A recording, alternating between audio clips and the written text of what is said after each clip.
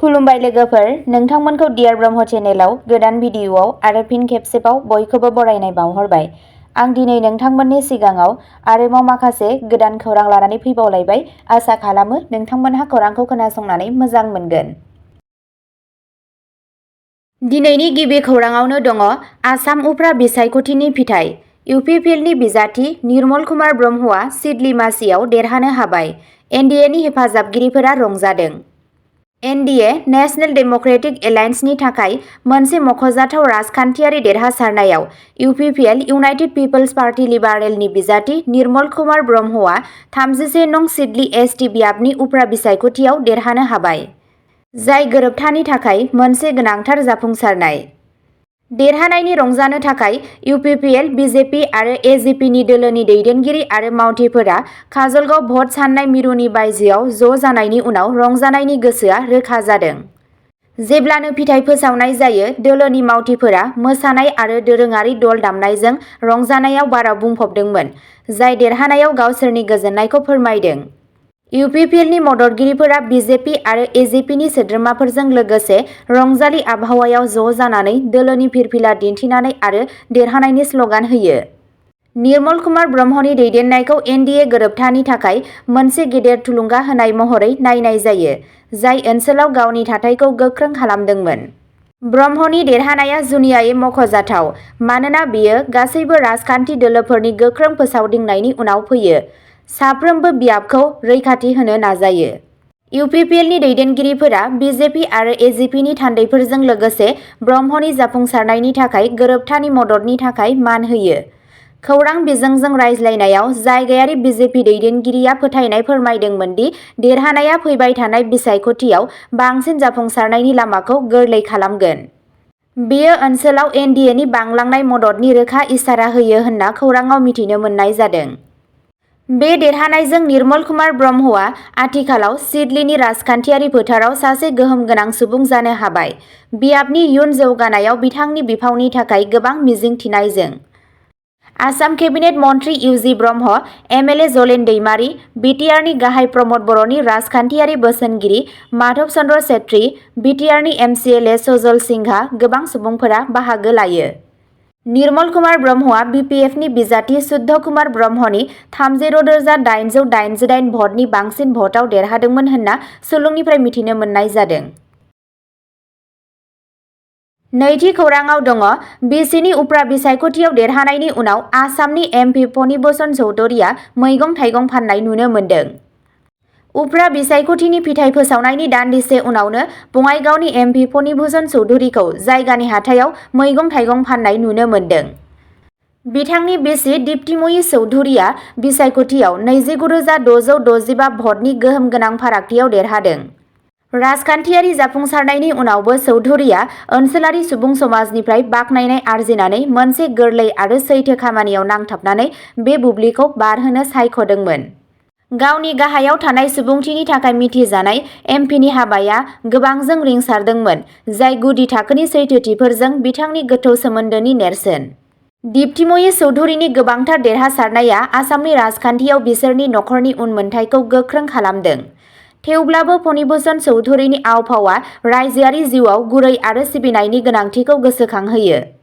जेब्ला उफ्रा बिसायख'थिनि देरहानायखौ लानानै रंजानाया सोलिगासिनो दं, बे बुब्लिया बङाइगावनि बायजोआव सुबुंफोरनि गोसो बोनो हादोंमोन आरो बाख्नायदोंमोन, जाय दैदेननाय गोरलैथिनि बेसेनखौ दिन्थियो। थामथि खौराङाव दङ ब्रेकिं निउज। क'क्राझाराव टेरिटरियेल आर्मि थिसनथाइ रेलीनि समखालारखौ फोलावबाय। मोनसे मख'जाथाव आपडेटआव क'क्राझाराव टेरिटरियेल आर्मि थिसनथाइ रेलीखौ 27 नबेम्बर 2024 सिम बारायनाय जादों। बे सम बारायनाया क'क्राझार, बाक्सा, अदालगुरि, चिरां आरो तामुलपुरनि गोसो गुदुं बिजाथिफोरनो भारतारि रौनिया हान्जायाव हाबनो थाखाय मोनसे गोदान खाबु होयो होनना सुलुंनिफ्राय मिथिनो मोननाय जादों। उदायथि सायख'नाया 22 निफ्राय 26 नबेम्बरसिम पुलिस थिसनथाइ रेलीआव बाहागो लानाय बिजाथिफोरा बारायनाय रेलीआव बाहागो लानो थाखाय आरजाथाव। बबेखानि 22 निफ्राय 26 नबेम्बरसिम सिगांनि टेरिटरियेल आर्मि रेलीआव बाहागो लानाय बिनायसाफोरा फिन आरज गाबनो हानाय नङा। बे खाबुखौ मिस दाखालाम। बेयो लाइमोन सुबुंफोरनि थाखाय हादोरखौ सिबिनो आरो भारतारि रौनिया हान्जानि बाहागो जानायनि मोनसे जोबथा खाबु। ब्रैथि खौरांआव दङ मावफुं सोद्रोमा श्री सनजित थांथिया बिटिआरआव मनरेगानि हाबाफारिखौ बेखेवदों। गामियारि जौगाथायखौ मख'जाथाव थुलुंगा होनानै मानगोनां मावफुं सोद्रोमा श्री सनजित थांथिया दिनै बिटिआरआव महात्मा गान्धी हायुङारि गामियारि साख्रि गेरेन्टि आयेननि सिङाव मोनथाम गाहाय हाबाफारिफोरखौ बेखेवना होयो।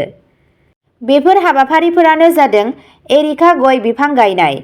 गिबि हाबाफारियाव तेलियापारायाव गकुल गुवालानि फोथाराव एरिका गय बिफां गायनाय दं।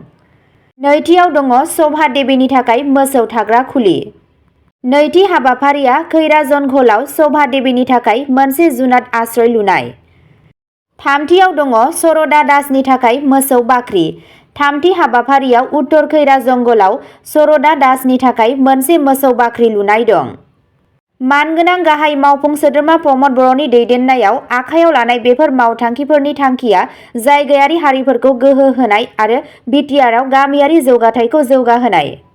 बेखेवनाय फोरबोफोराव बिटिआर सरकारनि जायगानि मानगोनां सुबुंफोर आरो मावख'गिरिफोरा बाहागो लादोंमोन। बाथि खौरांआव दङ आसामाव हिन्जाव गोदाननि नखरखौ बुथारदों। बुथारग्राफोरा हाबा एबा नखरखौ नोजोर होदोंमोन नामा? सिआइडिआ नायबिजिरगासिनो। नगावनि रुपहि हाटनि गराजन गामिया गुनाधर सरकारनि न'नि सिङाव साब्रै सुबुंखौ खास्रि बिस्रि बुथारनायजों सोमावग्लुंदोंमोन। बुथारजानायफोरनि गेजेराव सरकार नखरनि साथाम सोद्रोमाफोर दं। गुणधर सरकार सासे आजिरा मोननाय जल जीवन मिशननि मावफारिया।